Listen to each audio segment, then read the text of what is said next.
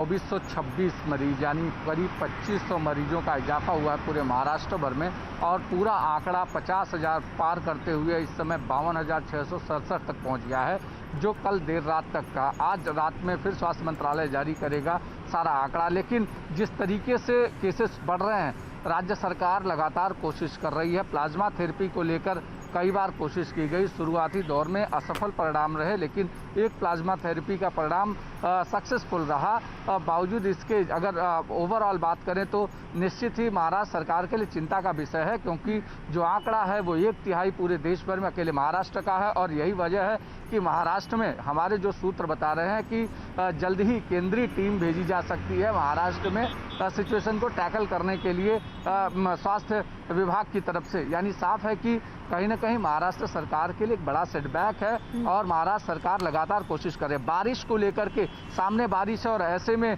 Corona का खतरा और बढ़ सकता है। यही वजह है कि महाराष्ट्र के मुख्यमंत्री ने अभी कुछ देर पहले वीडियो कॉन्फ्रेंसिंग की है राज्य के उप मुख्यमंत्री और अधिकारियों के साथ। उसके बाद उन्होंने बातचीत करते हुए उन्होंने ये कहा है कि बारिश के दौरान दूसरे डिजीजेस पर जितना काबू किया जा सकेगा उतना बेहतर होगा, क्योंकि अगर दूसरे बीमारियों की भी संख्या बढ़ेगी और कोरोना पेशेंट की भी संख्या बढ़ेगी तो निश्चित ही महाराष्ट्र में एक क्राइसिस जैसी कंडीशन पैदा हो जाएगी, जहां बेड्स नहीं मिलेंगे। हालांकि महाराष्ट्र सरकार ने 50,000 बेड्स के दावे किए हैं मुंबई सहित अलग अलग हिस्सों में, जहां पर वो एक्स्ट्रा लगा रही है। लेकिन ये सब दावे उस समय तक सही होते हैं जब तक आपके पास पेशेंट नहीं होते हैं। जब पेशेंट बढ़ते जाते हैं तो ऐसे में इन दावों में और पेशेंट की बढ़ती संख्या में दोनों में कितना अंतर आता है वो एक बहुत महत्वपूर्ण होगा। बिल्कुल बिल्कुल। तो अभी भी ये चिंता का विषय बना हुआ है। महाराष्ट्र में लगातार कोरोना पॉजिटिव मरीजों की संख्या बढ़ रही है। शुक्रिया आप दोनों का ताजा अपडेट हमें देने के लिए। हम आगे बढ़ते हैं। कांग्रेस के पूर्व अध्यक्ष राहुल गांधी ने यहां कहा है कि कोरोना से निपटने के लिए केंद्र सरकार ने 4 चरणों का जो लॉकडाउन किया था वो पूरी तरह नाकाम रहा है।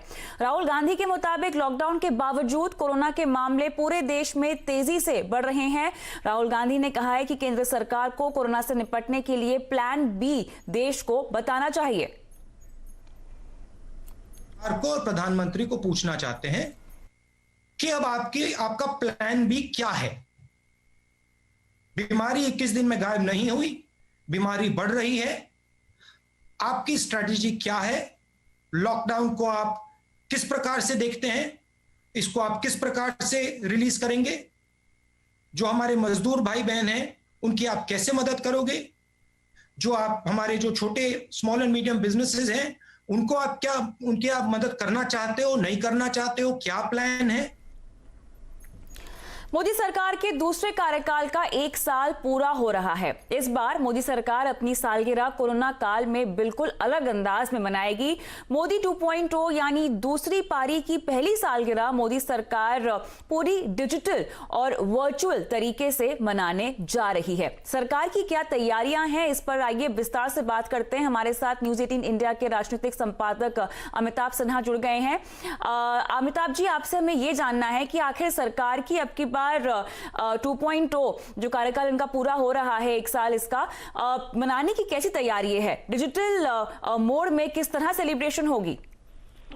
देखिए, इसमें जश्न का सवाल ही नहीं उठता है। प्रधानमंत्री ने भी साफ कर दिया और बीजेपी ने साफ कर दिया है कि कोरोना के संकट के समय जो सोशल डिस्टेंसिंग और जनता जूझ रही है, ऐसे में कोई जश्न नहीं होगा। लेकिन तो इसकी इस जश्न को मनाने का एक बेहतर तरीका बीजेपी ने निकाला है कि देश भर में वर्चुअल रैलियां करेंगी। वो जेपी नड्डा खुद फेसबुक लाइव पे जाएंगे और जनता देश कार्यकर्ताओं और देश को संबोधित करेंगे। लेकिन जो सबसे अहम बात है, मैं आपको बता दूं कविता, वो है प्रधानमंत्री का देश के 10 करोड़ लोगों को व्यक्तिगत चिट्ठी लिखना।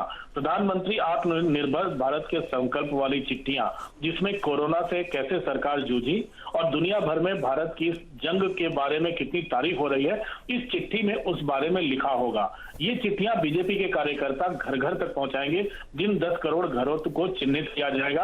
और ये सबसे बड़ा कदम होगा बीजेपी के कार्यकर्ताओं का। बीजेपी संगठन के तौर पर इसको 1 साल के जश्न की तैयारी कर रहा है और देश भर में 1 हफ्ते में 30 तारीख को ये जश्न शुरू होगा, तो 1 हफ्ते में कम से कम 150 प्रेस कॉन्फ्रेंसेस करेंगे पूरे देश में।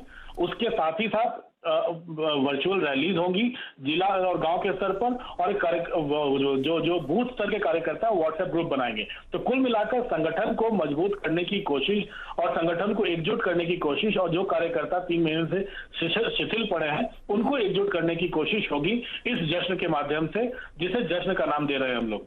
ऑल राइट, और ये सब होगा डिजिटल माध्यम से। बहुत बहुत शुक्रिया अमिताभ जी समय निकालकर हमसे बात करने के लिए। और कोरोना से सबसे ज्यादा प्रभावित राज्य महाराष्ट्र में सरकार की स्थिरता पर चर्चा हो रही है। तो क्या कोरोना संकट के बीच कुर्सी का संकट भी आ गया है? आज आवाज अड्डा में इसी पर होगी विस्तार से बात शाम 5:57 पर।